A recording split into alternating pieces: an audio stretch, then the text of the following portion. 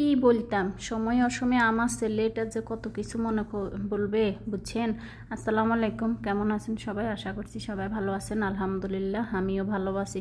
যে দেখতেছেন ছেলের আবদার, তাকে আমি চিকেন ফ্রাই করে দিতাম। এই কারণে এই যে দেখেন চিকেনগুলো নিজে ফ্রিজ থেকে নামিয়ে রাখছে। এখন আমি সবগুলো মশলা দিয়ে এখানে রেডি করে রাখলাম প্রায় 20 মিনিটের মতো। এরপরে যে দেখেন 20 মিনিট পরে, আসলে খুবই সাধারণ পদ্ধতিতে করে থাকে উপকরণ দিয়ে। 20 মিনিট পরে যে দেখেন আসলাম ওর জন্য চিকেন ফ্রাই তৈরি করার জন্য।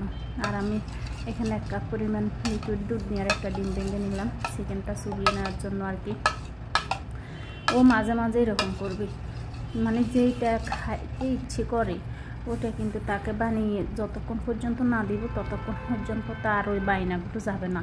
মানে শুধু কানের কাছে সে ঘ্যানর ঘ্যানর করবে, ওর একটাই অভ্যাস, ও এমনে করে, বুঝছেন। কিন্তু দেখা গেছে ওইটা বুঝবে না যে সময় বা অসময়, ও কিছুই বুঝবে না। ওর যেটা ইচ্ছা করবে ওকে তৈরি করে দিতেই হবে। তার কি করব, একটা মাত্র ছেলে, আবদার তো মেটাতে হবে, যতই কষ্ট হোক না কেন, যা ইচ্ছা করে তো দেওয়া লাগবে। মানে আসবে কোন সময় তৈরি করার জন্য জানবেন, যখন আমার হাতে কাজ থাকে বা আমি মোটামুটি শরীর অসুস্থ থাকে, তখন বলবে যে আম্মু আমার এটা ইচ্ছে করে, আম্মু আমার ওইটা ইচ্ছে করে, আমাকে তৈরি করে দেও না। আবার নিজের জন্য একা তৈরি করবে না, ওর বাবার দোকানের লোকেরা আছে না, ওদের জন্য তৈরি করে দিতে হবে, বুঝছেন। যেহেতু এখন আমরা বাইরে আছি তখন আর কি ওই রকমই করবি, মানে নিজে একা খাবে না, তাদেরকে নিয়েও খাবে, ওইটা আর কি। আর শুধু ডিক্লেয়ার হবে আম্মু কখন রেডি হবে, কখন রেডি হবে, কত মিনিট লাগবে, কতটা সময় লাগবে, মানে কোনো জিনিস তৈরি করতে গেলেও শুধু এটাই ভাববে আর এটাই চিন্তা করবে।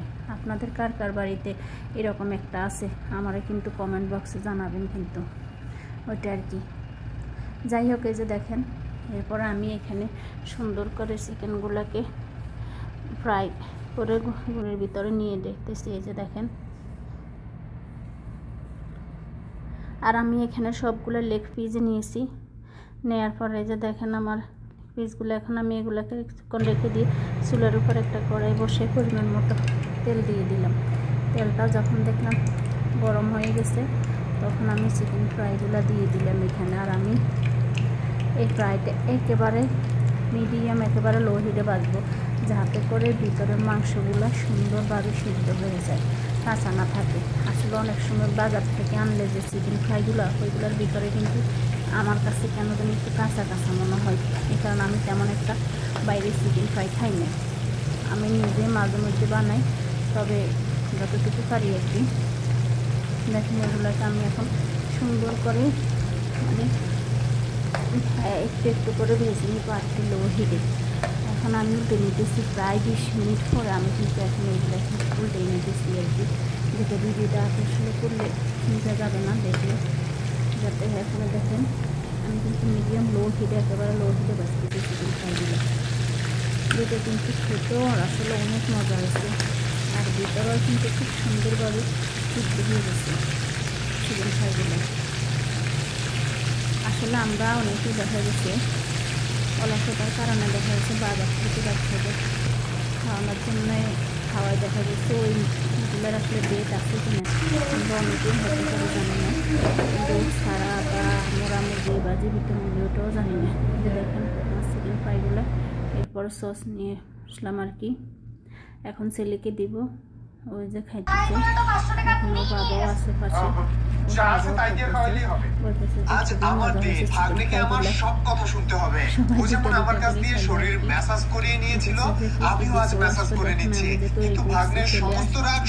রূপান্তরিত হওয়ায় এই মেসাজ বেশিক্ষণ নিতে পারলাম না। এরপর ভাগ্নিকে ধরে নিয়ে গেলাম দুপুরের খাবার খাওয়ানোর জন্য। কতগুলো সিদ্ধ হয়ে গেছে। এরপর যাই হোক, আজকে আমি এখন সন্ধ্যাবেলা আমার নাস্তা, এটা মূলত মাছের ডিম দিয়ে একটা সবজি নিলাম আর ডিম ছোলা ভাজি পরোটা খেতেছি আর কি।